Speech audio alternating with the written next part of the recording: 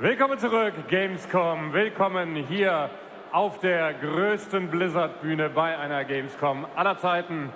Wir kommen jetzt zu etwas ganz Besonderem. Das seht ihr schon an diesem großen PC, der hier vorne steht, der sicher anders aussieht als der bei euch zu Hause. Wir kommen jetzt zur Diablo Live Art Session.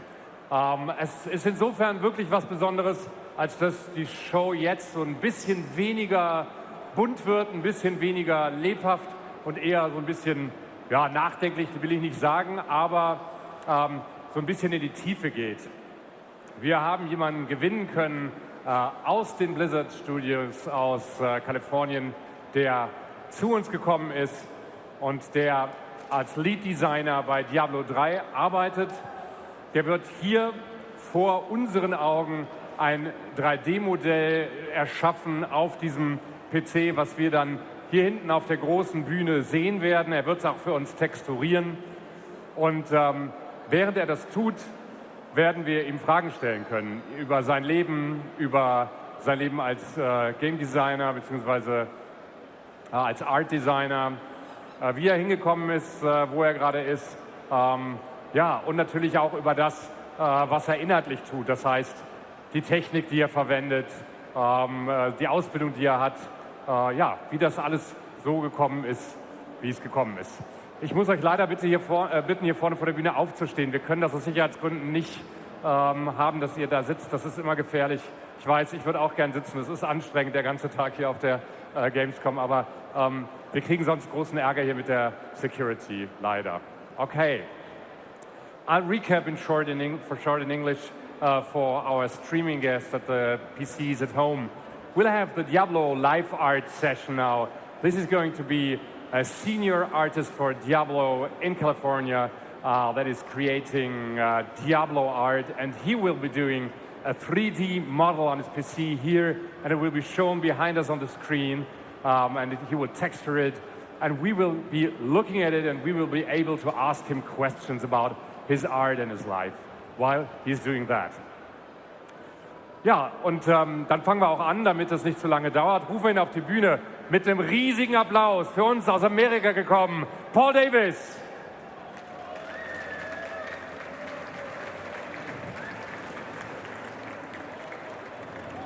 Hi Paul.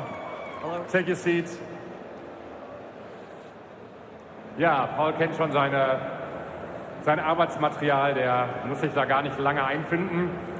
Wir haben hier vorne den lieben Stefan stehen, ihr erkennt ihn an der Mütze. Der hat ein Mikrofon in der Hand. Und wenn ihr im Laufe der Show hier Fragen habt, die ihr von Paul gerne beantwortet haben möchtet, geht zum Stefan, stellt sie ihm, beziehungsweise sagt ihm die Frage. Er wird euch das Mikrofon hinhalten, nachdem er kurz mit mir Rücksprache genommen hat, und wird dann die Frage weitergeben, und ich werde es übersetzen, wenn ihr sie auf Deutsch stellt. Ihr könnt es auch auf Englisch stellen, ist kein großes Problem. Während der Show werden wir auch so ein paar kleine Einspielungen von der Kunst hier haben, die Paul bisher geschaffen hat. Und jetzt fragen wir ihn erstmal, was er für uns machen wird. Okay, Paul, what we are going to expect from you, what will you do for us here on stage? So today we're going to do a 3D model of the Wanderer from Diablo 2. I just thought it'd be a great way to tie into the 20th anniversary of the franchise. And so today we have a lot to do. We only have an hour to do it in. So to kind of speed things up along, I do have a bit of a template that I'll be following just to kind of speed things up along. But this will still show us the process of how we make a 3D model. So one of the first things I do is, I have a plane here that we are going to, let's see, there we go. So we're going to start this off. Okay, there we go. So there's many different ways to model. I personally like to start off by just having a plane like this. And what I do is I simply get my shape in place and just start to extrude edges, and very slowly we'll start to start creating the form of the object that we're trying to create. Okay. Yeah. Okay. Also er hat schon ein bisschen was vorbereitet, ihr seht, er hat schon so ein kleines Modell angefertigt, aber das wird den Prozess der Erstellung dieses 3D-Modells trotzdem wunderbar darstellen. Er mag gerne vorher schon quasi eine Arbeitsebene, ein Level einziehen, an der er dann arbeiten kann. Ja? And, you did say you wanted to create the model from the original box, is that right? Yeah, so we have a template ready, just so, you know, if I didn't have this template ready, we would be here for many hours, yeah. Ja, weil wir nur eine Stunde haben, hat er das schon so ein bisschen vorbereitet. Das kennt man von früher auf der Werbung. Wir haben da schon mal was vorbereitet, aber der Prozess selbst wird genau so sein, wie er auch wäre, wenn er das von Anfang an gemacht hätte. Wir wollten nur die Show jetzt nicht auf 5-6 Stunden ausdehnen. Das ist der Grund, warum das schon so vorbereitet ist. Die Original 2D-Vorlage für das, was er jetzt macht, die kennt ihr von der Diablo 2 Box. Das ist diese schöne rechteckige Box mit diesem dunklen Vordergrund und diesem Skull-Face, diesem Skelettgesicht mit den rot leuchtenden Augen drin. Und das als 3D-Modell finde ich eine sensationelle Idee. Und er sagt, diese schon sehr alte Designstück ist auch deswegen so gut geeignet, weil es einfach das 20-jährige Jubiläum wunderbar feiert, was wir dieses Jahr haben, 20 Jahre lang Diablo.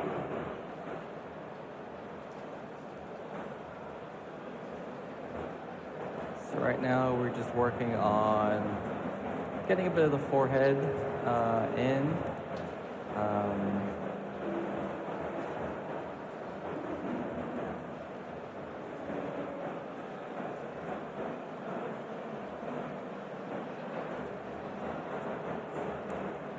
Ja, während Paul hier arbeitet, kann ich ein bisschen was zu ihm erzählen. Er ist im Moment Senior Artist beim Diablo-Team. Er hat vorher 2 Jahre lang für Electronic Arts gearbeitet. Er war da bei Spielen beschäftigt wie James Bond und Lord of the Rings. Er hat bei Diablo dann mitgearbeitet an Diablo 3, aber auch an der Expansion Reaper of Souls. In erster Linie kümmert er sich um die Hero Classes, um die Rüstung, das Design der Hero Classes bei Diablo 3. NPCs auch, Gegenstände. Und was ich ganz spannend finde, er hat, nachdem er jetzt längere Zeit auch dabei ist, einige Artwork auch für das Overwatch-Team gemacht, was ja so künstlerisch was völlig anderes ist. Können wir vielleicht gleich noch mal mit ihm thematisieren, wie er da gekommen ist. Ja, und ich höre schon, der Stefan hat da vorne eine Frage. Hi. First off, Hi. It's not working. Hi, Paul. First off, thank you very much for doing this for us. My question would be, what is the advantage of your technique of modeling, or what are the disadvantages compared to others? So the question was the advantages and disadvantages of the way I model? Yeah, the way you do right now here with this. It's really just preference. I think for me, because of how I learned how to model, this is just the most comfortable way for me. A lot of people like to they'll start with a cube and start, turning that into the shape that they want. For me, that feels overwhelming sometimes. So I like to really keep it simple. And working with planes it's easier for me. Ja, was er sagt, ist, diese Art, wie er das jetzt macht, so ein 3D-Modell anzugehen, mit diesen, man würde sagen, Gitterflächen oder Planes, wie er sagt, also Ebenen, ist für ihn am besten, weil er es so gelernt hat. Und er findet das manchmal etwas überwältigend oder einfach zu schwierig, das Ganze einfach aus einer Kugel zu designen. Das haben wir letztes Jahr gesehen. Da waren Popachevka, ein anderer Designer vom Diablo-Team hier. Der hat das so gemacht. Der hatte einfach so wie so eine Knetmasse, so eine große virtuelle Kugel und hat daraus dann ein Modell entwickelt. Also es ist einfach sozusagen Personal Preference.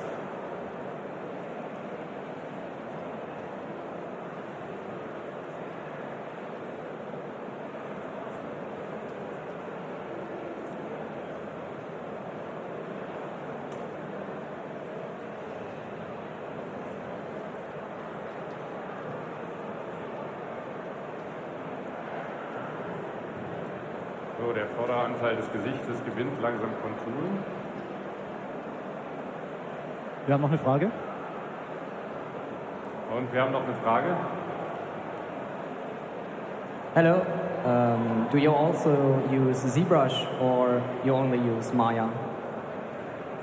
Can you repeat the The question? question was, do you only use ZBrush or do you also use Meyer? I don't know what that means. It's quite technical. I think. So ZBrush is Do you another modeling only, program. use Maya or you also use ZBrush? What was the question? Meyer or ZBrush was the question. Oh, Maya or ZBrush? For Diablo 3, we primarily use Maya. Although the other artists do like to use ZBrush. They like to use it for getting things done really quickly. But ultimately, because of our technical restrictions, we use Maya for Diablo. Gut, war eine sehr technische Frage, kann ich wenig mit anfangen. Ich erzähle euch vielleicht noch so ein bisschen was der Paul gemacht hat, bevor er tatsächlich sich überlegt hat, in die Schule zu gehen und Zeichnen zu lernen. Also er hat sehr, sehr gerne mit Konsolen gespielt, Super Nintendo, N64, Gamecube, Dreamcast, die ganzen schönen Dinge, Playstations, die viele in der Jugend gemacht haben, hat das gerne gemacht und macht es auch noch gerne, wenn er die Zeit hat. Also ist immer noch Videogamer. Außerdem hat er so Spielzeuge gesammelt, so Transformers und sowas. Und hat die dann auch gezeichnet und übers Zeichnen ist er dann drauf gekommen, als er mit der Schule fertig war, dass er das eigentlich am besten kann und dass er das deswegen zu seinem Beruf macht und dann zur Art School geht und das Ganze lernt. Wir haben da noch eine Frage. Haben wir eine Frage? Where do you get the ideas for the armors and heads or something? Ideas? You know what? I like to. Where's over there? Question's always a question. Okay. I like to look at fashion for reference, oddly enough. I think what people do in fashion is really interesting. They always come up with really cool colors, really cool shapes. So I use that a lot for inspiration. Okay, das finde ich echt sehr interessant. Also die Frage war, woher bekommt das Diablo-Team und vor allen Dingen Paul selber auch seine Ideen für Rüstungen und für die Form von Rüstungen und Charakteren. Und Paul sagt, er guckt tatsächlich in die Mode. Also er guckt sich an, was Modedesigner und Modeschöpfer so alles entwickeln, die Farben, aber auch die Formen und lässt sich dadurch inspirieren. Und ja, wenn man so drüber nachdenkt, so einige der Gewänder in Diablo hat man vielleicht schon mal auf dem Laufsteg gesehen vorher.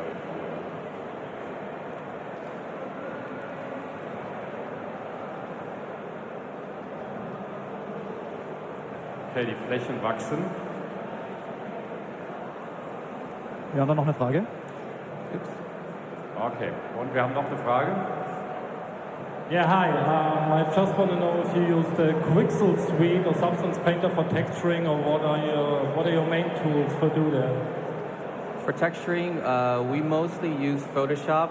I think everybody on the Diablo team uses Photoshop. And today we'll also be using Photoshop. Gut, wieder ein bisschen Technik, ein bisschen Software.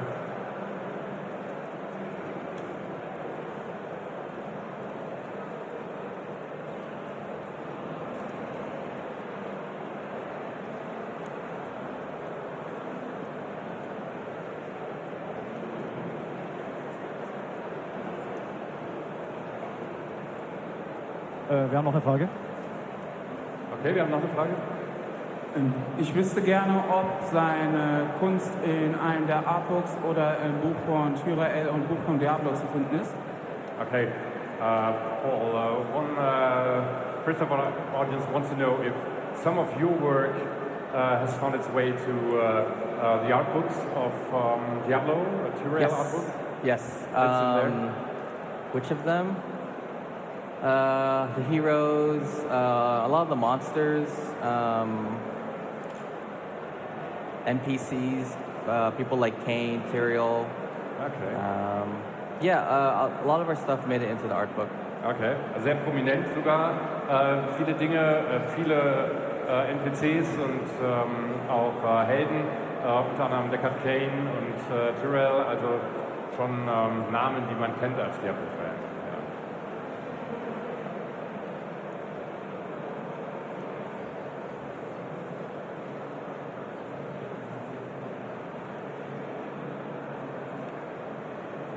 Und noch eine Frage. Okay, und die nächste Frage. Next question. Kind of follow-up question on that one. What are your personal favorite characters or monsters you have worked on? My favorite is the Cat Mojo, Henri's perquisition for the Demon Hunter, or for the Witch Doctor, sorry. Hands down, like my favorite thing that I ever got to make for that game. Light me up as not so into the Diablo world. The Cat Mojo is a weapon, or? It's an offhand item for the Witch Doctor. Ah, okay. So some of those lanterns in their hand, or voodoo stuff. Stuff. Okay. Ja, also er sagt, für ihn ist das Beste, was er gemacht hat, das Cat Mojo. Es ist so eine Art Voodoo-Puppe, die der Witch Doctor in Diablo in der Hand hat. Findet er am allerbesten. Sehr schön.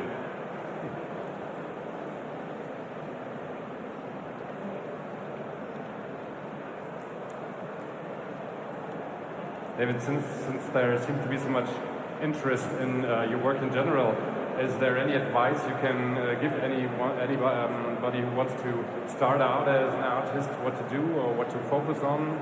Something general? Yeah, so one of the things I like to tell people when they're asking about, like, what should I do if I want to get into the art industry or to the games industry, I think it's really just practicing, drawing every day or modeling every day, and also knowing what really inspires you. I think inspiration is what drives you to keep doing what you want to do. Because if you're not inspired, then you're not going to have, the drive to keep going. Ja, okay, das ist ein guter Rat für, glaube ich, jede Lebenslage. Er sagt halt, man braucht immer genug Inspiration, man muss wissen, was einen antreibt, was einen inspiriert. Und wenn man das hat, dann muss man danach üben. Dann muss man halt zeichnen und malen, üben. Oder wie Einstein gesagt hätte, Inspiration und Transpiration. Wir hätten dann noch eine Frage.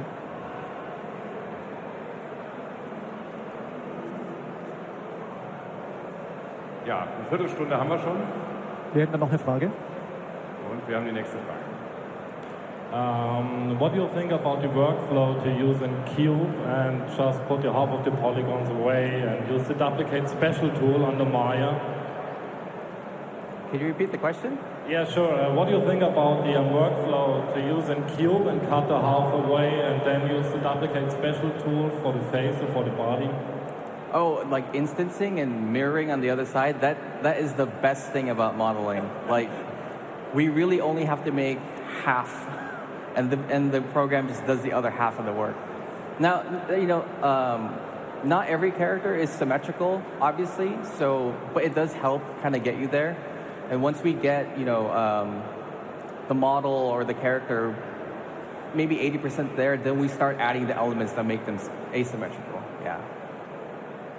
Ja, ich glaube, die Frage war technisch und ich habe sie trotzdem einigermaßen verstanden. Es ging wohl darum, dass man technisch gesehen mit einem Würfel anfangen kann, in der Mitte teilt, dann nur die Hälfte eines Gesichtes modelliert und das dann einfach verdoppelt sozusagen eine symmetrische Abbildung macht. Und Paul sagt, das ist ein sehr, sehr gutes Tool, weil man damit zumindest alles, was symmetrisch ist, nur einmal machen muss, nur einmal zeichnen muss oder modellieren muss. So, das Gesicht wird langsam flächiger.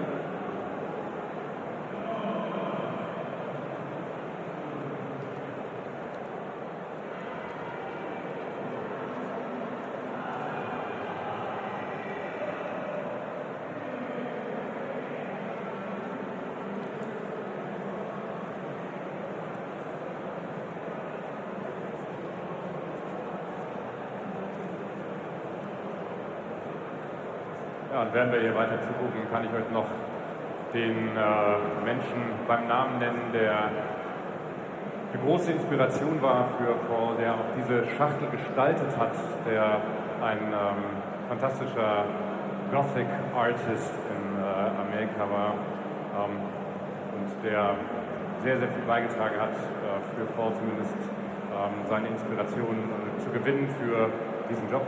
Der gute Mann heißt Brom, weiß nicht, ob der Name bekannt ist. Jetzt wisst ihr.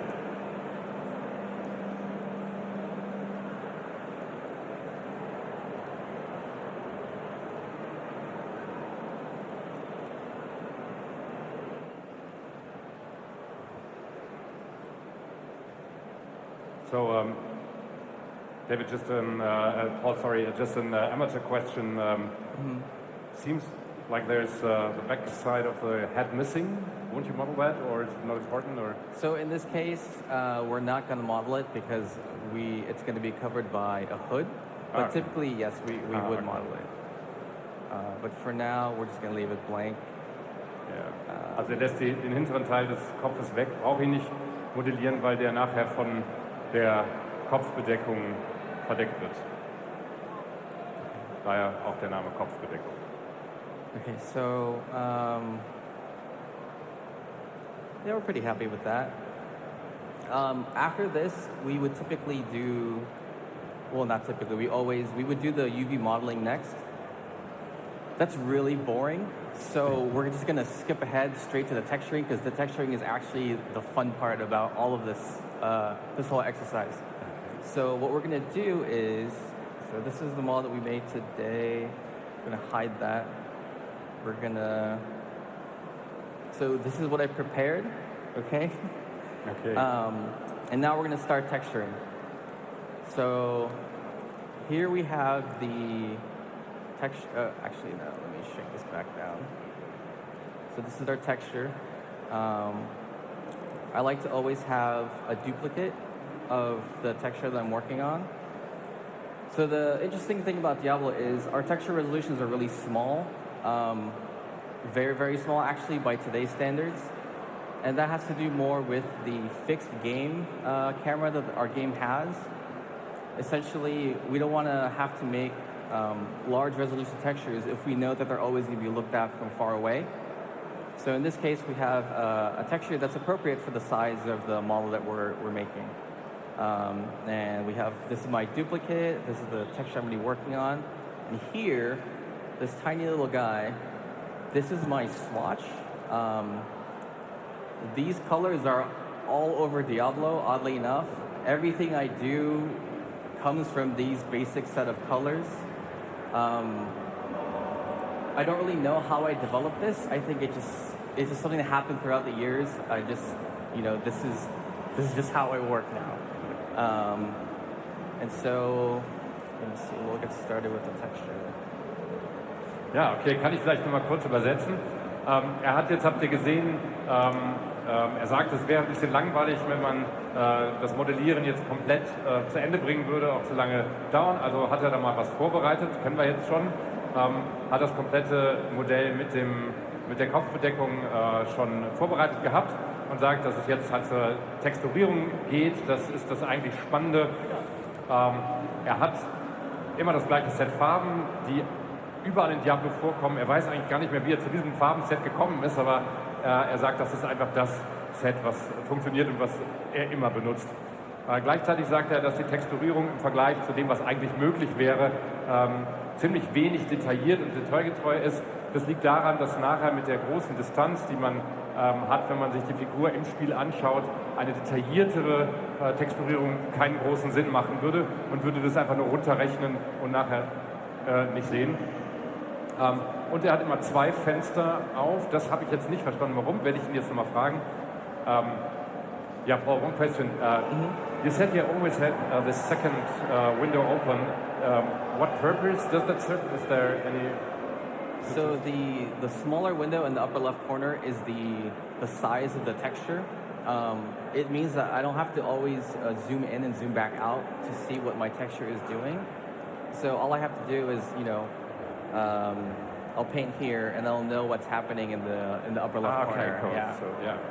Ja, also er sagt, damit er nicht ständig wieder rauszoomen muss aus der Arbeit, die er gerade macht, hat er den Überblick über das Ganze quasi immer in dem kleinen Fenster oben. Das ist der...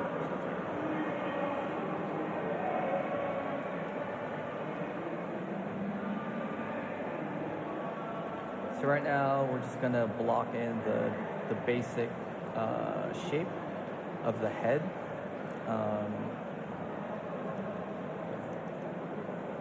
Blur these guys a little bit so they blend together. Save that and let's check it out real quick. Hey. Okay. Now we'll just start texturing. So you'll notice on the bottom right corner where my mouse is right here, I'm only swapping between 2 different colors. And I use the hard light brush mode in Photoshop. If you ask me why, I really wouldn't be able to explain to you. I don't really know how the brush setting works, but it's just that thing of like, I've always done it that way. And so it's just, yeah. So what I did first was I filled it with my neutral color, which is this guy that I'm color picking right now. And basically I use a highlight color and a shadow color to render the texture that I'm creating. Ja, Paul sagt, er hat jetzt quasi die Grundfarbe gewählt, mit der er erstmal alles eingefärbt hat. Dann benutzt er immer dieses spezielle Tool, er weiß eigentlich auch gar nicht warum. Dieses Brush-Tool bei, what's that called? Photoshop? Or Photoshop, yeah. Photoshop. Um das Ganze sozusagen beleuchtungsrealistisch zu machen, nimmt er dann eine helle und eine dunkle Farbe, wie man hier schön sieht, und macht damit sozusagen die Flächen im richtigen Licht, hell oder dunkel. Zwischenspeichern, ganz wichtig, wissen wir alle.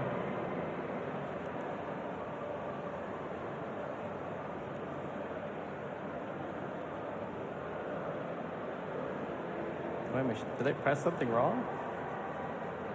Oh. There we go. That was weird. Okay. So, yeah, that's looking pretty good. Now, I will select the other schon half. kommt die Farbe da rein.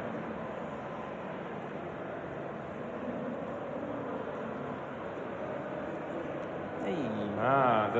That's what we were talking about earlier, right? Yeah, so it's just, you know, a nice quick way to get the other half in there. Copy and paste und dann umdrehen? Yeah. Okay.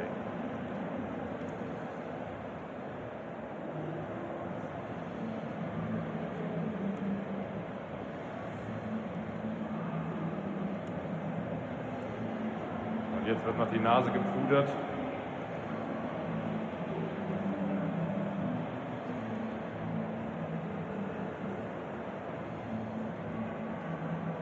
Am meisten freue ich mich schon darauf, wenn er gleich die Augen rot macht, dann wird es richtig gefährlich.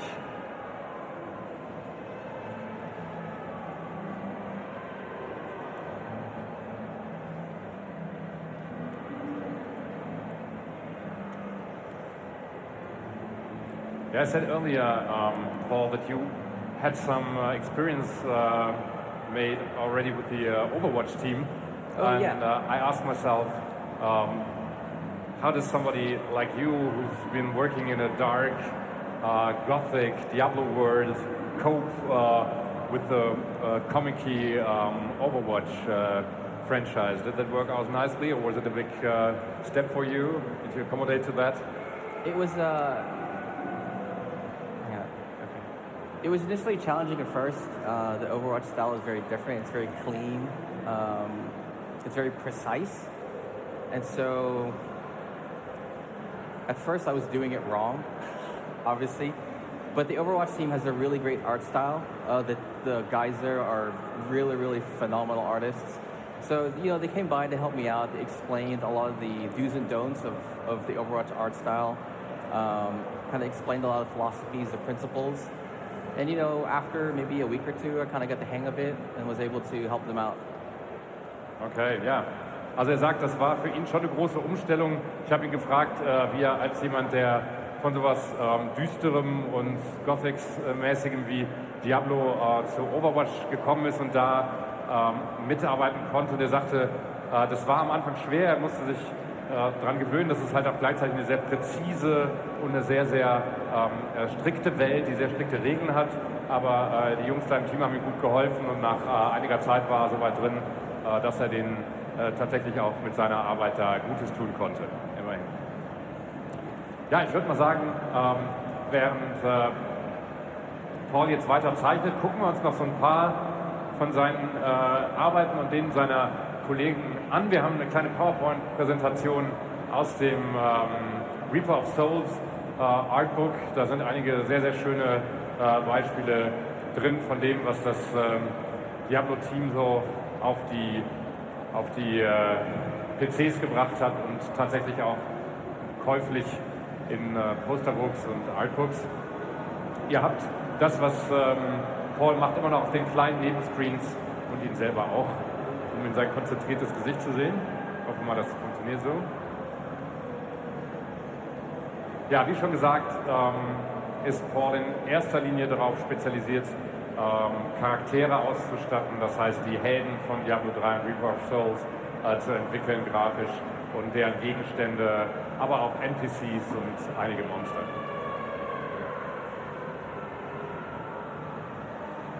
Da haben wir ein paar schöne Crusader.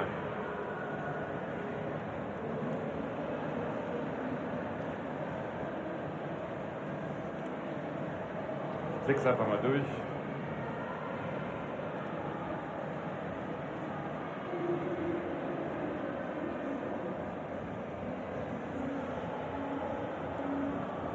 So Paul, you never wanted to go to the dark side, you know, and paint the monsters, the evil ones. You always wanted to stay with the light and have those Do the heroes? Heroes.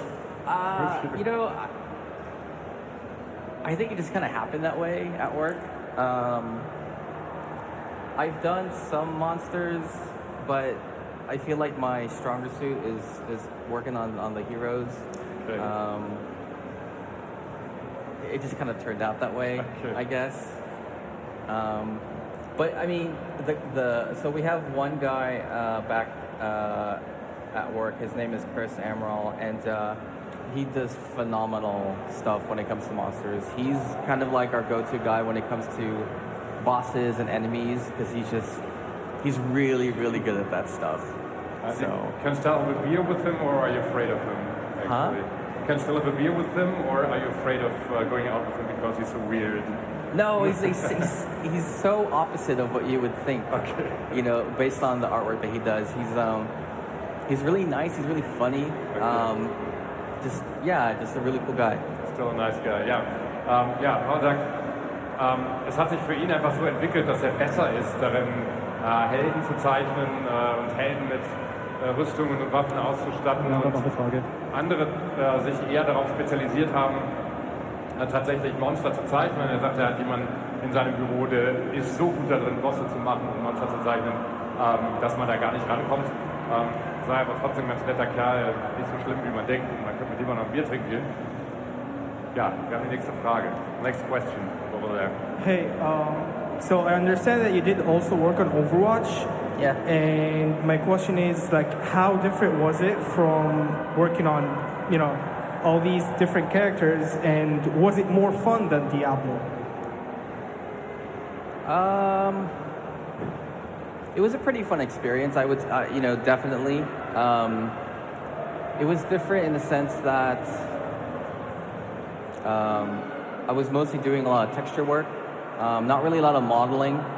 So in some ways it was a nice break. I could just focus on texture work and just really more about just helping them, helping them out. But yeah, I would say it was a pretty fun experience. Ja, Paul sagt, kann man nicht grundsätzlich natürlich so sagen. Er sagt, es war für ihn einfach schon mal eine ganz gute Abwechslung, mal was ganz anderes zu machen. Er musste da halt auch weniger Modeling machen und konnte sich auf das Texturieren konzentrieren. Und ja, kennen wir alle, ne? Wenn man lange an einer Sache gearbeitet hat, ist es ganz schön, mal was anderes zu machen, das stelle ich mir vor. I guess you couldn't have said you liked it better because you have to go back to your office, right? Yeah. Okay.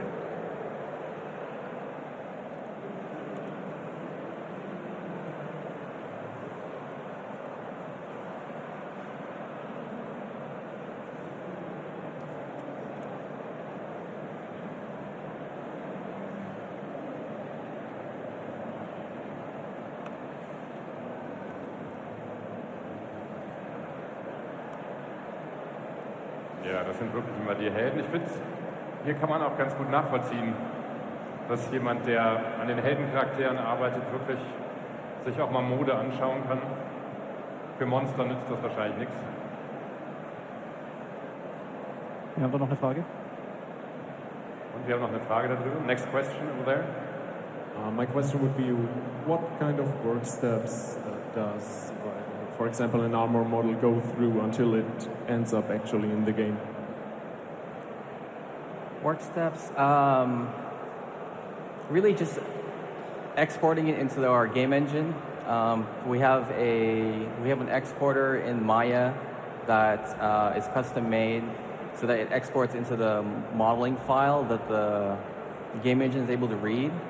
And then from there, there's a bunch of data that needs to be hooked up. It's really boring and it's really mundane, and it surprisingly takes up a lot of time. But it's just one of those things that, like, that's just how it goes into the game, and it just needs to be done that way. But really, like, once the artwork is done, it's just plugging it in and making sure that all the checkboxes are checked off and it's good to go. Okay. Yeah, I understood this part of the answer. Okay. Ja, es gilt halt ein spezielles Programm, eine spezielle Software, wenn die Artwork, wenn das Stück Kunst, dass der künstlerische Teil geschaffen ist, um ihn dann in dem Spiel zu implementieren. Er sagt selber, es ist relativ langweilig und gibt es nicht viel zu erzählen, außer dass man in dem Programm alle Checkboxen setzen muss. Dann klappt.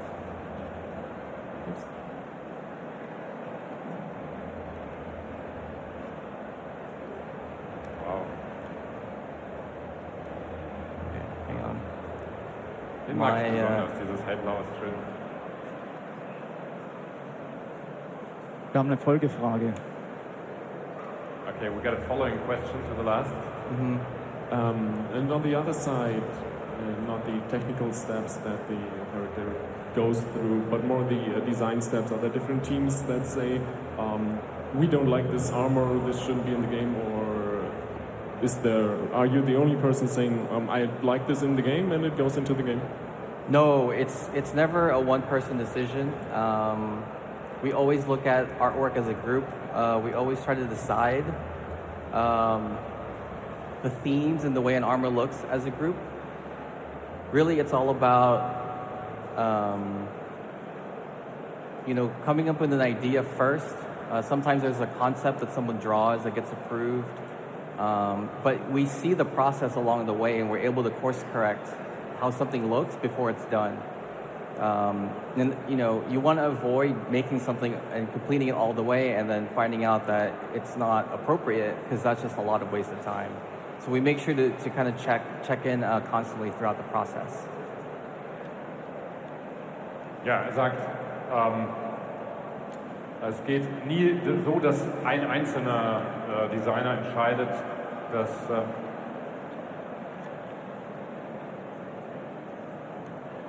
Wir haben noch eine Frage. Ja, wir haben noch 5 Minuten, höre ich gerade aus der Regie.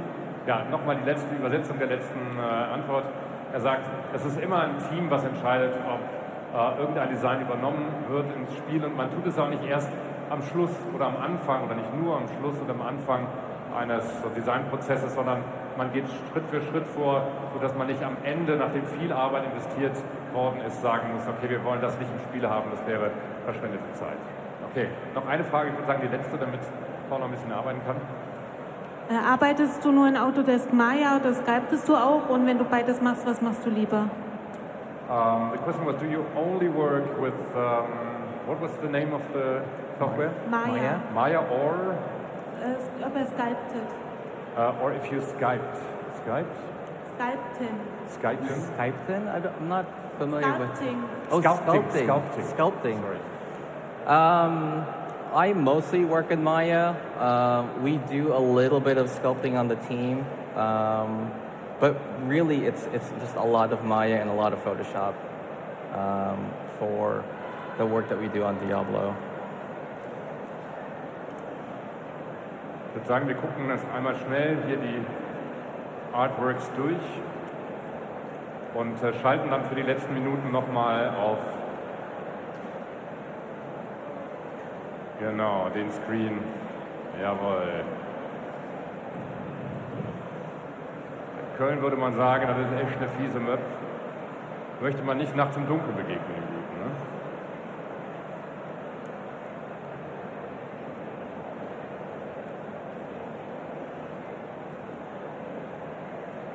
Jetzt kommen die roten Augen, jawohl.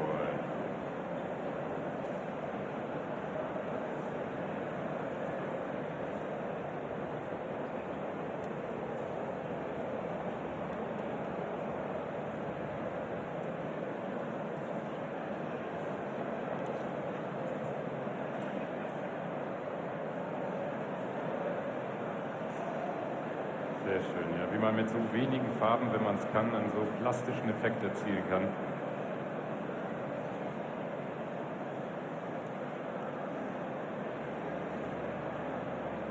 Da haben wir das Einschussloch des tödlichen Armbrustbolzen.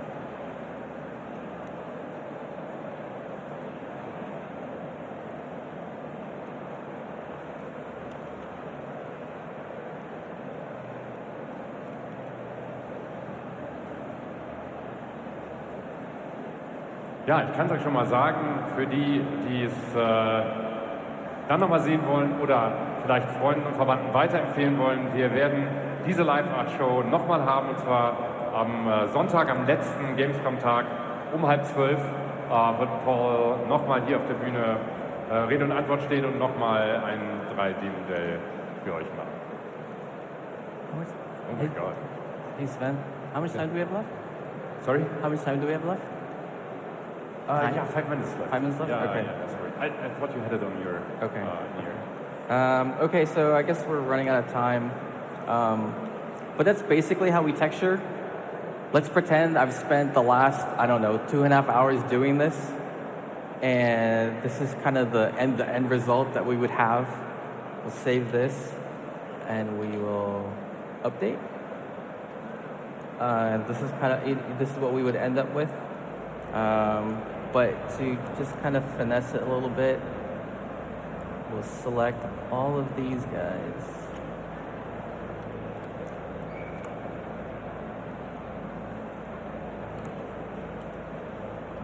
Tilt his head down because he looks down a little bit. Face down, yeah. And you really can tell this is the guy from the. And there we have it. Yeah, okay. Big applause. Großen Applaus für Paul David. Thank you. Thanks for the insight. Great. Ja, vielen Dank. Wie gesagt, wir werden das noch mal sehen. We will have the next show on Sunday, first with different questions. And yeah, tell it to everybody, it's been a marvelous experience. How long would it have taken if you would have been doing all of this from scratch?